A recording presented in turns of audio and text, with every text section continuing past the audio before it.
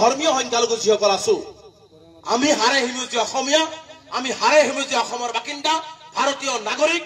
কোনোবাই আঙুলি টুৱাই মিয়া বাংলাদেশী কলেও আমি ফু মাৰি উৰি যোৱা বিধৰ মানুহ নহয়।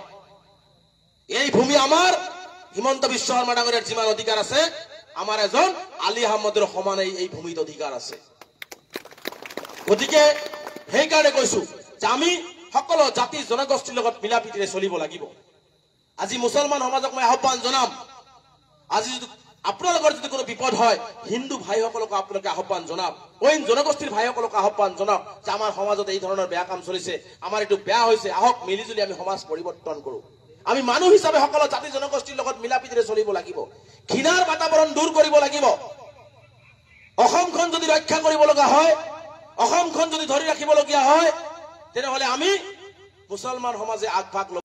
আৰু হিমন্ত বিশ্ব শৰ্মাৰ যি কোৰ্চ আছে, তেওঁ কেৱল মাত্ৰ গাদীটো সুৰক্ষিত কৰিবৰ কাৰণে আজি অসমখন থান বান কৰি পেলাইছে। আজি ক্ষুদ্ৰ ক্ষুদ্ৰ জাতি জনগোষ্ঠীৰে এটা অসমীয়া জাতি আজি প্ৰতিটো জাতিক বাদ দি আছে। কেতিয়াবা বিটিআইডি বাদ দিয়ে, কেতিয়াবা বৰাক বাদ দিয়ে, কেতিয়াবা ৰাভা হাছং বাদ দিয়ে, কেতিয়াবা কাৰ্বি বাদ দি দিয়ে। তেনেহ'লে থাকিল কি? আৰু কয় আমি অসমীয়া খিলঞ্জীয়া। অসমখন ভাগ কৰি শেষ কৰি পেলাই আছে। এবাৰতো ভাগ কৰি হাতখন ষ্টাৰ্ট কৰি দিলে, এতিয়া ৰাজ্যখনৰ মাজতে 25টা ভাগ কৰি আকৌ কয় যে আমি অসমীয়া খিলঞ্জীয়া, আমাৰ ৰক্ষা, আমাৰ সুৰক্ষা লাগে, আমাক সব কিছু লাগে। কিন্তু অসমখন হিমন্ত বিশ্ব শৰ্মাই ভাগ কৰি শেষ কৰি দি আছে। সেইকাৰণে আমি ধৰ্মীয় সংখ্যালঘু যিসকল আছো, আমি হাৰে হিমুজি অসমীয়া, আমি হাৰে হিমুজি অসমৰ বাসিন্দা, ভাৰতীয় নাগৰিক।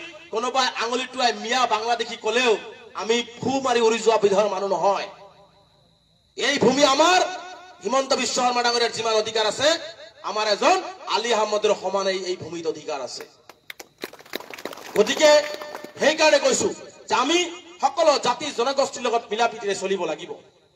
আজি মুছলমান সমাজক মই আহ্বান জনাম, আজি আপোনালোকৰ যদি কোনো বিপদ হয়, হিন্দু ভাইসকলক আপোনালোকে আহ্বান জনাওক, অইন জনগোষ্ঠীৰ ভাইসকলক আহ্বান জনাওক যে আমাৰ সমাজত এই ধৰণৰ বেয়া কাম চলিছে, আমাৰ এইটো বেয়া হৈছে, আহক মিলিজুলি আমি সমাজ পৰিৱৰ্তন কৰো। আমি মানুহ হিচাপে সকলো জাতি জনগোষ্ঠীৰ লগত মিলা প্ৰীতিৰে চলিব লাগিব। ঘৃণাৰ বাতাবৰণ দূৰ কৰিব লাগিব। অসমখন যদি ৰক্ষা কৰিব লগা হয়, অসমখন যদি ধৰি ৰাখিবলগীয়া হয়, তেনেহলে আমি মুছলমান সমাজে আগভাগ ল'ব। আৰু হিমন্ত বিশ্ব শৰ্মাৰ যি কোৰ্চ আছে, তেওঁ কেৱল মাত্ৰ গাদীটো সুৰক্ষিত কৰিবৰ কাৰণে আজি অসমখন থান বান কৰি পেলাইছে। আজি ক্ষুদ্ৰ ক্ষুদ্ৰ জাতি জনগোষ্ঠীৰে এটা অসমীয়া জাতি আজি প্ৰতিটো জাতিক বাদ দি আছে। কেতিয়াবা বিটিআইডি বাদ দিয়ে, কেতিয়াবা বৰাক বাদ দিয়ে, কেতিয়াবা ৰাভা হাছং বাদ দিয়ে, কেতিয়াবা কাৰ্বি বাদ দি দিয়ে। তেনেহ'লে থাকিল কি? আৰু কয় আমি অসমীয়া খিলঞ্জীয়া। অসমখন ভাগ কৰি শেষ কৰি পেলাই আছে। এবাৰতো ভাগ কৰি হাতখন ষ্টাৰ্ট কৰি দিলে, এতিয়া ৰাজ্যখনৰ মাজতে 25টা ভাগ কৰি আকৌ কয় যে আমি অসমীয়া খিলঞ্জীয়া, আমাৰ ৰক্ষা, আমাৰ সুৰক্ষা লাগে, আমাক সব কিছু লাগে। কিন্তু অসমখন হিমন্ত বিশ্ব শৰ্মাই ভাগ কৰি শেষ কৰি দি আছে। সেই